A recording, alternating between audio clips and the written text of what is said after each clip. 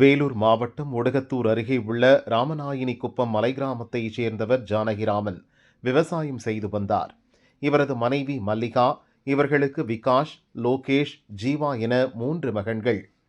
ஜானகிராமன் விவசாய நிலத்தின் ஒரு பகுதியில் நர்சரி வைத்து செடிகள் விற்பனை செய்து வந்தார்.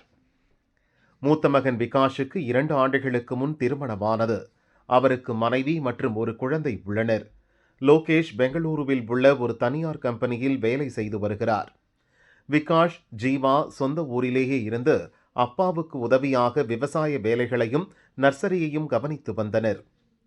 டிட்வா புயல் காரணமாக தொடர்ந்து மழை பெய்து வருவதால் விவசாய நிலத்தில் தண்ணீர் தேங்கி நின்றிருந்தது. நர்சரியில் இருந்த செடிகள் எப்படி இருக்கிறது என்பதை பார்த்துவிட்டு வருவதற்காக நேற்றிரவு 8 மணிக்கு வீட்டிலிருந்து கிளம்பினர்.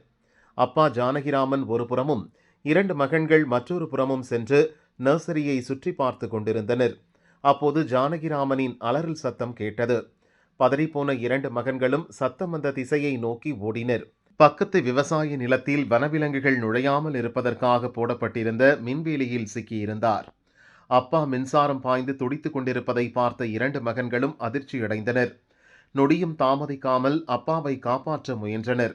அப்போது அவர்களையும் மின்சாரம் தாக்கியது. சிறிது நேரத்திலேயே 3 பேரும் மின்சாரம் பாய்ந்து சம்பவ இடத்திலேயே பரிதாபமாக உயிரிழந்தனர். அலறல் சத்தம் கேட்டு வந்த அக்கம்பக்கத்தில் உள்ள விவசாயிகள் ஓடி வந்து பார்த்தனர். 3 பேரும் இறந்து கிடப்பதைக் கண்டு அதிர்ச்சி அடைந்தனர். வேப்பங்குப்பம் போலீசார் விரைந்து செயல்பட்டு மின்சாரத்தை துண்டித்தனர். பிறகு 3 பேரின் சடலங்களை கைப்பற்றி பிரேத பரிசோதனைக்காக வேலூர் அரசு மருத்துவக் கல்லூரி மருத்துவமனைக்கு அனுப்பி வைத்தனர். இது தொடர்பாக வழக்கு பதிவு செய்து விசாரணை நடத்தி வருகின்றனர்.